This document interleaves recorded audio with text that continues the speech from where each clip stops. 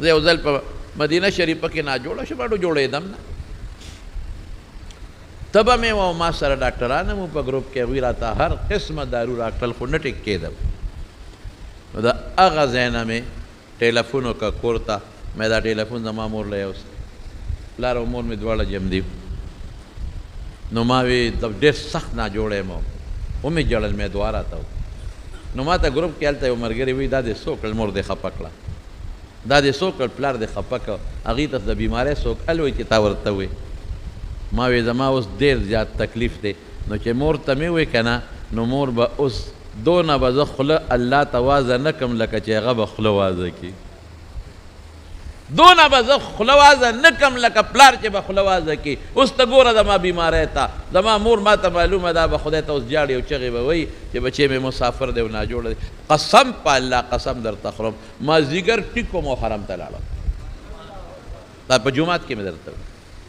او بیا مې ټیلیفون ورته وکړه مې تاسو خو مې خفه کړی او تاسو ته مې بچې څنګه مې ټیک ټاک یم دا د حرم ته روان یم تاسو خوله وازه کړه الله دعا قبوله کړه مور نشته او چغه ورته وی ای مورې او الله هر وخت موجود دی نحن اقرب الیه من حبل الورید هر وخت الله موجود دی در سره په نیمه شپه موجود دی دروازې موجود دی سهار موجود دی او بیګا موجود دی ولې خپل رب ته چغه نه وی چې درته وایي ما ته چغه ووه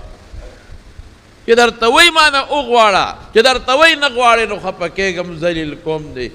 نو ای ظالمه کبرجنه بدبخته ولې الله ته چغه کوې الله ډېر مهربانه دی الله در کې هر څه شته زما وروڼو زموږ خلک وایي دیر ہے اندیر نہیں در به کې رستو به در کې تیاره د خدای په در کې نشته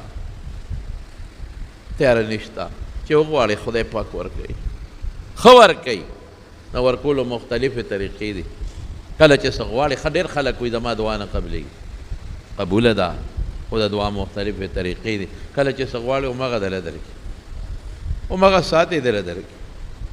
کله دې پکې خیر نی نو ادله در نه کړي لږ وروستو یې دله درکړي او کله هغې کې د خیر نی د هغې په ځای بل ښه شی دله درکړي او کله د هغې کې هم خیر نی نو د هغې په سبب د نه ګناه ختمه کړي د هغې په سبب د نه د دنیا تکلیفونه ختم کړي او کله یې دله خدای خیرت له وساتي